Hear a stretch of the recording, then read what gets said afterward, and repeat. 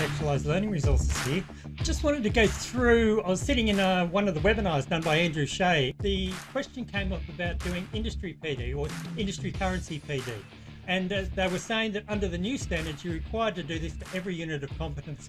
So let's just take a step back and say, how can trainers do this? You don't just run out to someone in the industry or a business and ask them, give them the unit of competency and say, tell me how you do this. Let's take a step back and have a look at how the unit of competency is written, and it's called the Format Instructional Design Model.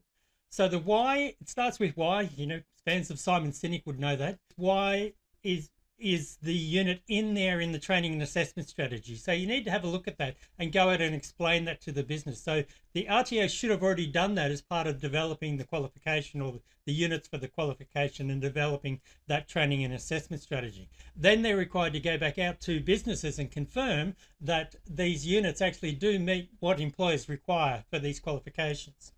The what to do is the performance criteria or the performance element. So they mentioned that in the PD workshop. They said go out and do it down to the element level, but you don't just go out and say, tell me how you do these elements, because no business is going to give away all their IP and give away all their trade tips and trades. They do it to me, but I do that in exchange for helping them out with problems that they've got in their business. So I'm not expecting you to go out and do that. The how you do it, that's the knowledge evidence. So what do they need to know, or the know-how that they need to actually do the performance evidence then? And the performance evidence is the what if this happens, what do you want the students to do, or what are the students going to do?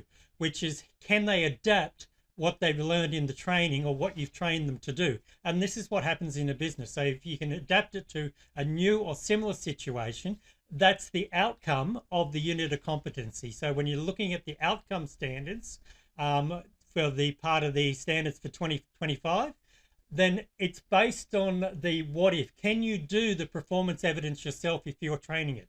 So what you do is you go out and you ask industry, what do you do in this situation? And you give them the situation in the performance evidence, and then you have to reverse engineer it back, because these industry experts aren't likely to have their Cert 4 TAE, so they're not likely to understand how to read a unit of competency.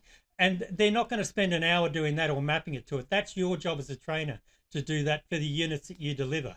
A lot of businesses I know, particularly over 50s, don't actually have a qualification. I've got a master's in business.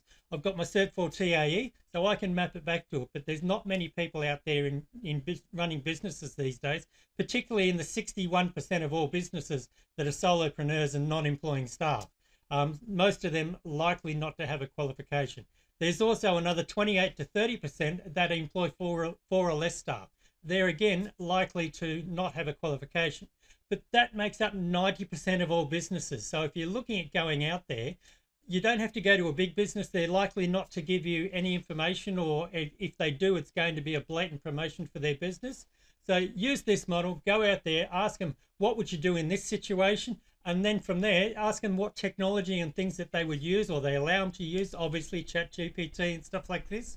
But what plugins do they use on their website? If they don't know this, then that might be identifying some training, because maybe they've got some marketing people that are doing all this sort of stuff for them. But wouldn't they want to know what they're doing, what they're paying them for, and what they're getting, so that they know that they're getting their money's worth? That's what you can offer them by coming out and talking to industry about the training.